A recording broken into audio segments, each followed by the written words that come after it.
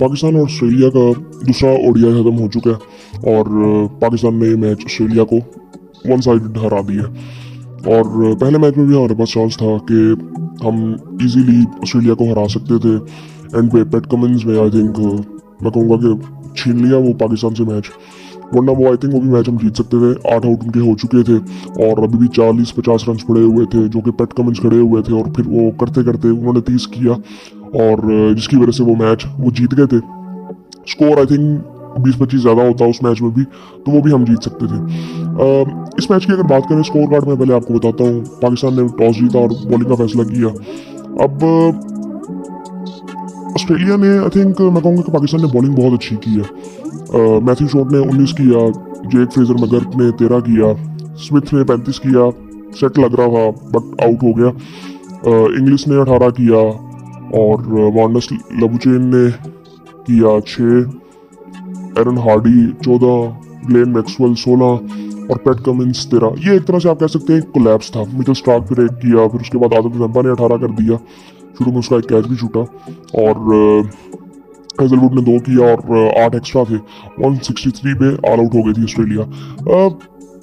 I think एक collapse तो नजर आया, लेकिन मुझे लगता है कि पाकिस्तान अभी अपने पूरे पोटेंशियल पे खेला नहीं था। हारिस रऊफ ने 5 आउट किए, सो वो एक कह सकते हैं कि हमने अच्छी बॉलिंग की। और शाहीन अफरीदी ने 3 आउट किए, 5 आउट किए, हारिस रऊफ ने 1 आउट किया, हसनैन ने नसीम ने 1 आउट किया। हसनैन और नसीम मुझे उस तरह से रिदम में नजर नहीं आए।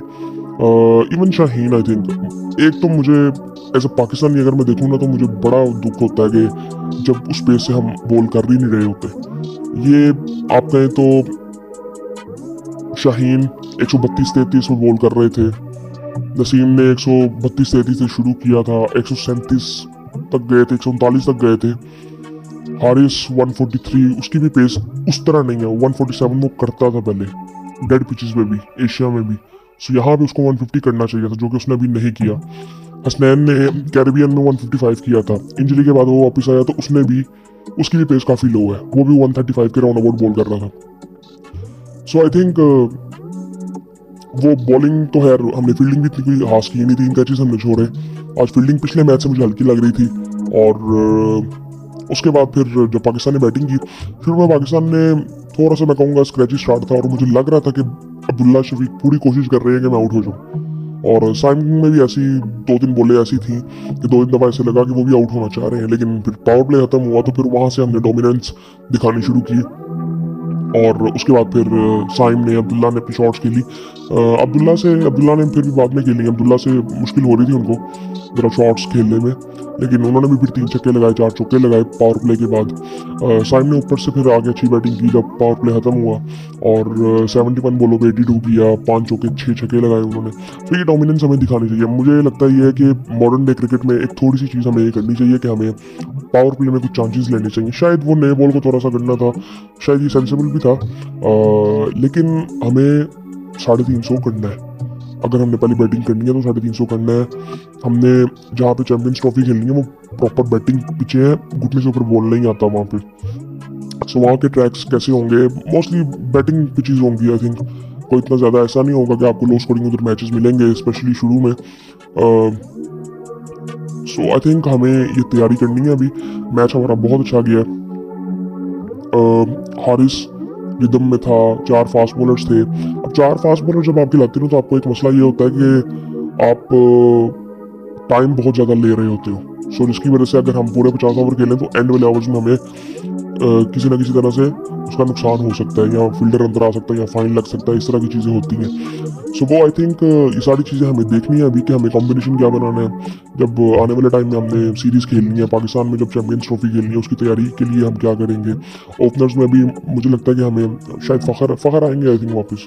फ़खर के साथ साइम होंगे हम, फिर भी मुझे लगता है कि इमाम को भी होना चाहिए।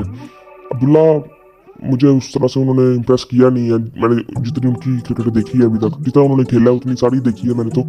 और लेकिन आई थिंक मुझे लगता है कि उनको अभी या तो उनको अपना थोड़ा सा माइंड सेट चेंज करना है। मुझे शुरू में लगता है कि वो सोच के आए होते हैं कि उन्होंने रोकना है।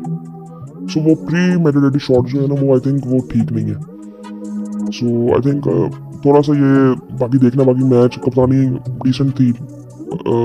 रिजवान ने 6 कैच पकड़े एक कैच उन्होंने छोड़ दिया था सातवां, शायद वो कोई किसी किस्म का रिकॉर्ड भी था, आई थिंक कमेंट्री में बात कर रहे थे। लेकिन आई थिंक बड़ा ज़बरदस्त मैच हुआ है। और अब पाकिस्तान का संडे को मैच है और आई थिंक बड़ा ज़बरदस्त वो मैच हो सकता है। और उसमें आई थिंक ऑस्ट्रेलियन जो उनके जो मेन प्लेयर्स हैं, जो कि आई थिंक आने वाले टाइम में इंडिया के साथ जो सीरीज़ है, टेस्ट सीरीज़, उसके लिए जो इंपॉर्टेंट प्लेयर्स हैं वो नहीं खेलेंगे, जिस तरह बैट कमिंस हो गए और स्मिथ वगैरह, ये 5 को प्लेयर्स हैं, स्टार भी आई थिंक नहीं होंगे।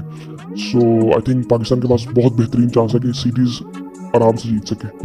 सो आई थिंक बड़ा ज़बरदस्त ये मैच भी हुआ और ये सीरीज़ आई थिंक ओवरऑल बड़ी ज़बरदस्त हुई है। पहला मैच में पाकिस्तान ने उनको पकड़ के रखा था और आने वाले टाइम में हम ये मैच जीत सकते हैं और T20 सीरीज़ भी हम जीत सकते हैं। उसमें भी कोई इनकी इतना कोई एक्सपीरियंस इतना ज़्यादा है नहीं, इनका कॉम्पिटिशन नहीं है। सो आई थिंक वो भी हम जीत सकते हैं। बाकी आई थिंक देखते हैं कि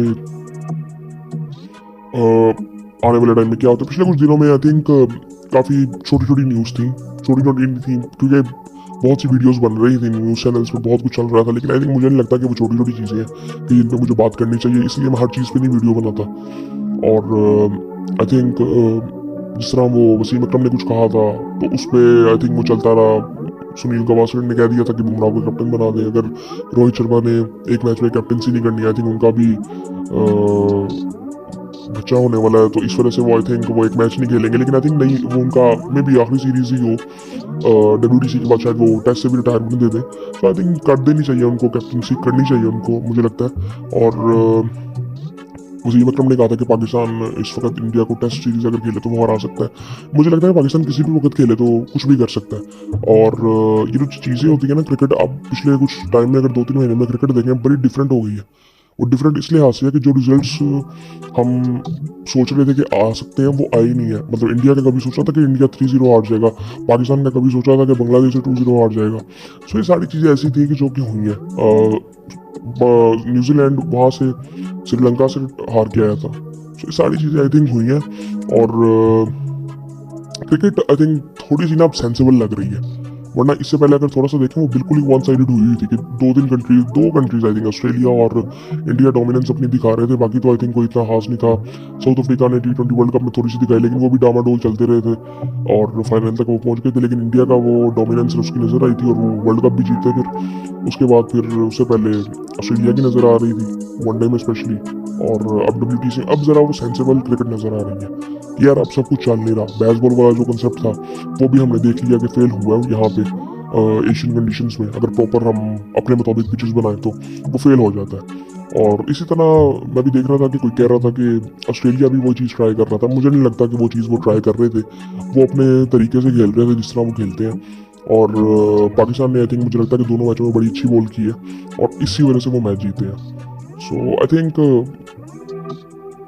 अच्छी चीज़ ये है कि कप्तानी अच्छी है और चीज़ें ठीक हो रही हैं। कप्तानी के बारे में हम बात कर सकते हैं, मुझे लगता है कि सीरीज खत्म हो जाएगी तो इसकी कप्तानी की बात करेंगे, क्या डिफरेंस है, क्या चीज़ें जो कि आई थिंक नेचुरली होनी चाहिए थी जो कि अब हो रही हैं, वो क्या चीज़ें हैं। ये सीरीज़ खत्म हो ले, मे बी T20 सीरीज़ भी खत्म हो ले, फिर इसके ऊपर बात करेंगे कि मोहम्मद रिजवान की कैप्टनसी में क्या फ़र्क है और क्यों इनको कहा जाता था कि इनको कैप्टन बनाया जाए और ये क्यों बने और किसी और को क्यों नहीं बनाया।